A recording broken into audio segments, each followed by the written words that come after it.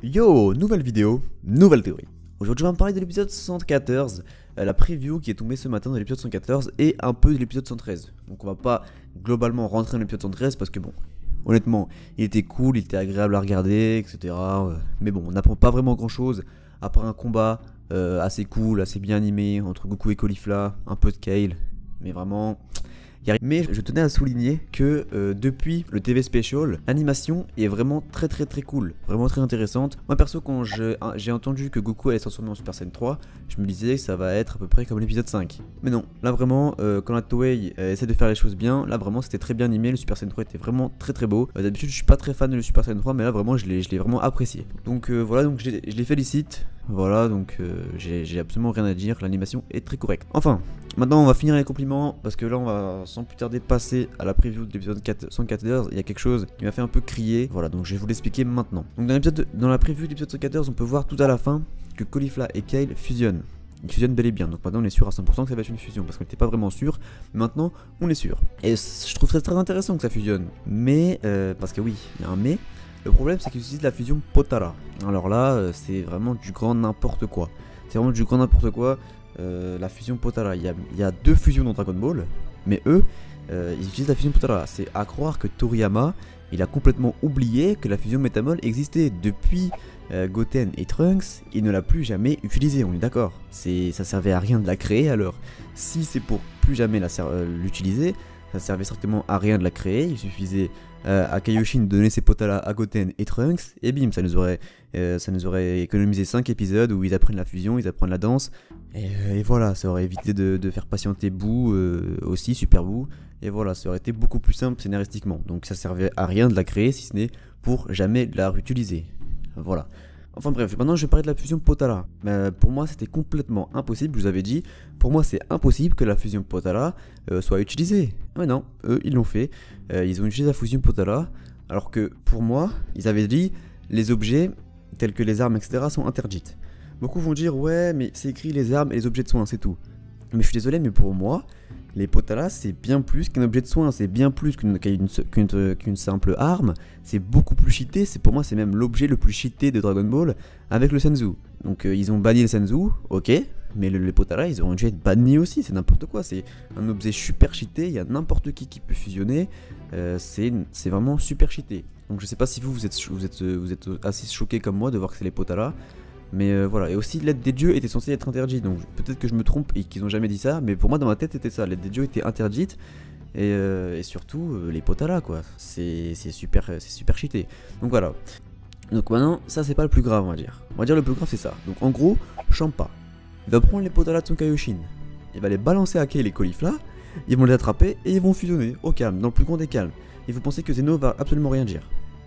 Zeno peut-être vas-y, ok, on dit que Zeno il dit rien, il fait waouh Sugoi c'est vraiment épique, ils ont fusionné et tout, waouh trop bien. Et du coup Zeno dit rien, il regarde. Mais est-ce que vous avez idée de toutes les incohérences que ça apporte? Vraiment ça a absolument aucune logique. On dit que Caulifla et Kale ont le droit de fusionner avec les Potala, ça veut dire que tout le monde a le droit de fusionner avec les Potala, on est d'accord.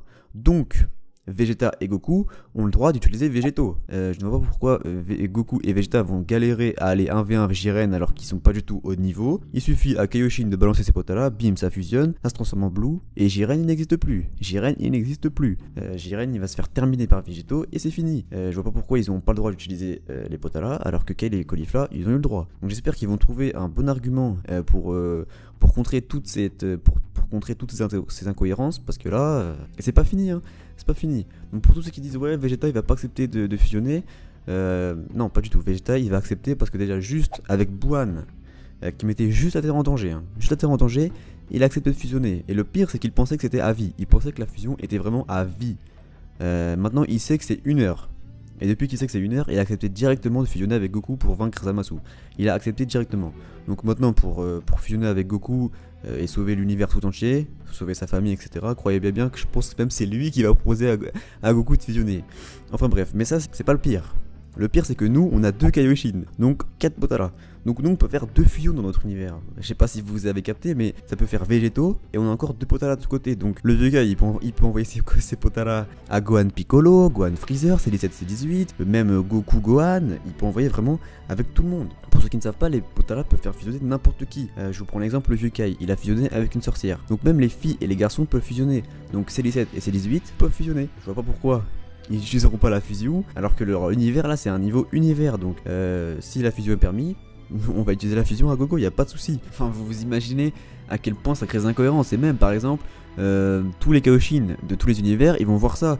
Ça veut dire qu'ils peuvent très bien balancer eux-mêmes leurs Potara. Par exemple Shin de l'univers 11 il balance ses Potara à Topo. Et bim, il fusionne avec Dispo. Enfin, vous m'avez compris, il y a tous les univers qui peuvent faire ça. Tous les Kaioshin peuvent balancer leur Potara à chacun de leurs combattants. Et bim, ça fusionne à gogo. Donc ça veut dire que tout le monde va fusionner? Non, donc j'espère qu'ils vont trouver une bonne contre-argumentation à ça. Parce que là, c'est vraiment du n'importe quoi. Imaginez Topo et Jiren qui fusionnent. Là, c'est le combattant invincible. Même, je pense, qui pourrait atteindre un niveau des anges. Et en plus, c'est 1 heure, il reste que 23 minutes. Donc la fusion tiendra jusqu'à la fin. Ça c'est sûr et certain. Donc voilà, donc là vraiment ça crée de tonnes et des tonnes erreurs scénaristiques et très grosses incohérences. Là pour moi c'était le moment parfait d'inclure une nouvelle technique de fusion. Une technique de fusion propre à l'univers 6. Et bim, en 2 lignes c'était réglé, il n'y avait aucune incohérence possible. Je sais pas si vous avez compris ce que j'ai dit, mais voilà, moi je trouve que c'est chaud. J'espère qu'ils vont bien réussir à contrer tout ce que j'ai dit. Parce que s'ils contrent pas, ça fait d'énormes incohérences. Déjà qu'il y en a énormément dans l'univers Dragon Ball. Je prévois une vidéo là-dessus où je vais vous dire un peu toutes les incohérences qu'il y a dans Dragon Ball. Si c'est pour en rajouter, je vois pas trop l'utilité. Enfin bref. En tout cas, dites-moi ce que vous avez pensé de la vidéo. Je lis et je réponds à absolument tous les commentaires. Donc je vous remercie beaucoup d'avoir regardé la vidéo jusqu'ici. Si t'es jusque là et que la vidéo t'a plu, n'hésite pas à Hakai le pouce bleu. Sur ce, je vous souhaite une bonne journée et une bonne soirée. Merci.